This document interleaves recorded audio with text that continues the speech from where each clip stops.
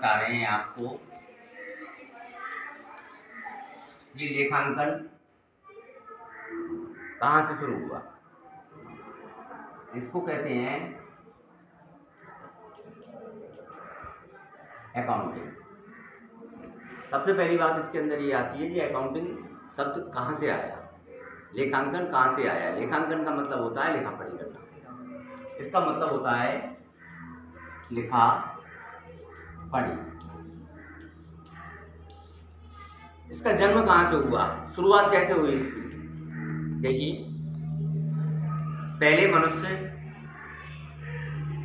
जो था उसकी आवश्यकताएं सीमित थी, उसकी आवश्यकताएं सीमित थी, वह सीमित दायरे में रहता था।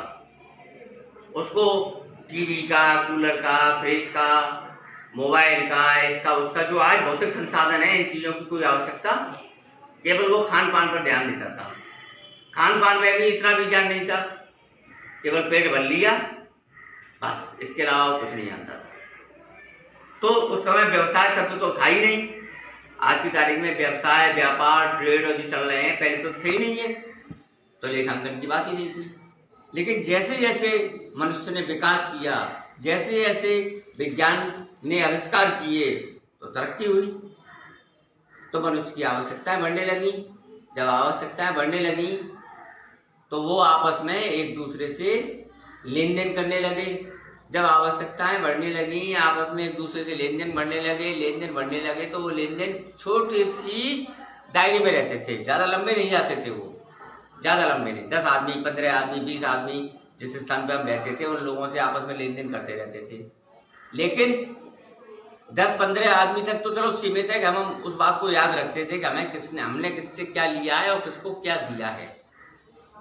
लेकिन जब संख्या बढ़ती चली जाएगी तो कैसे करेंगे भाई। 10-15 आदमी तक की तो मौके की याद रखते थे कि हमने इसको इतना देना है, इससे इतना लेना है, इससे ये करना है, ये वो करना है। लेकिन जैसे जैसे समय गुजरता गया, विज्ञान ने अपने चमत्कारों से नई नई खोजें करी, आने जाने के साधन उपलब्ध कराए, तो व्यापार का क्षेत्र भी धीरे धीरे बढ़ता, जब धीरे धीरे बढ़ता चला गया तो लेन देन बढ़ते चले गए। जब लेन देन बढ़ते चले गए तो आदमी की जो याद रखने की शक्ति थी वो सीमित दायरे में रह गई। अब वह सारी बातों को याद नहीं रख सकता था, इसलिए उसे लेखा पढ़ी करने की आवश्यकता पड़ी। इसलिए उसे लेखा पढ़ी, क्योंकि अभी आदान प्रदान था। व्यक्ति जो आदान प्रदान करता था वो कुछ सीमित दायरे में करता था। किसमें करता था? सीमित दायरे में, सीमित दायरा था उसका। लेकिन जैसे जैसे विकास हुआ तो विकास के साथ हमारा दायरा बढ़ता चला गया।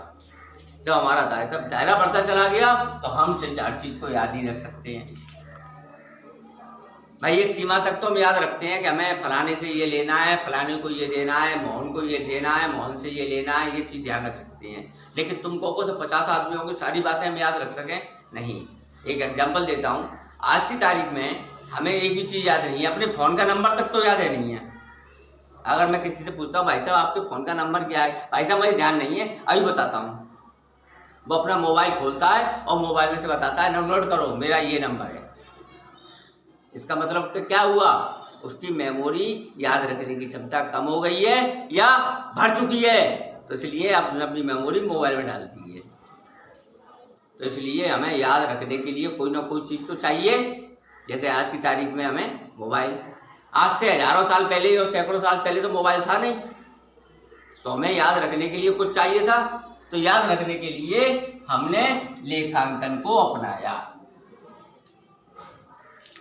हमने लेखा पढ़ी करना शुरू कर दिया कि किससे क्या लेना है, किसको क्या देना है, किससे कैसे लेना है, किसको क्या देना है। यहां से हमारा लेखांकन का जन्म हुआ। जब लेखांकन का जन्म हो गया तो लेखांकन करने के लिए भी तो कुछ चाहिए। लेखांकन करने के लिए भी तो हमें कुछ चाहिए। लेखांकन करने के लिए जो हमें चाहिए, उसके लिए चाहिए एक पुस्तक, जिसको हम कहते हैं बुक। और पुस्तक यानी कि कॉपी, नोटबुक। उस पुस्तक में लेखा पढ़ी करनी है, यानी लेखांकन को कहाँ रखना है हमें, पुस्तक में। लेखांकन को कहाँ रखना है हमें? पुस्तक में, यानी रखना है पुस्तक में पालन। इसे पुस्तक पालन को कहते हैं कीपिंग। इस तरीके से बन गया है ये पुस्तक पालन। पुस्तक पालन क्या है? इसको कहते हैं बुक कीपिंग। पुस्तक का मतलब पुस्तक, पालन का मतलब रखना, नियमानुसार रखना है हमें पुस्तक में, यानी रखना है पुस्तक में पालन। इसे पुस्तक पालन को कहते हैं कीपिंग। इस तरीके से बन गया है ये पुस्तक पालन। पुस्तक पालन क्या है? इसको कहते हैं बुक कीपिंग। पुस्तक का मतलब पुस्तक, पालन का मतलब रखना, नियमानुसार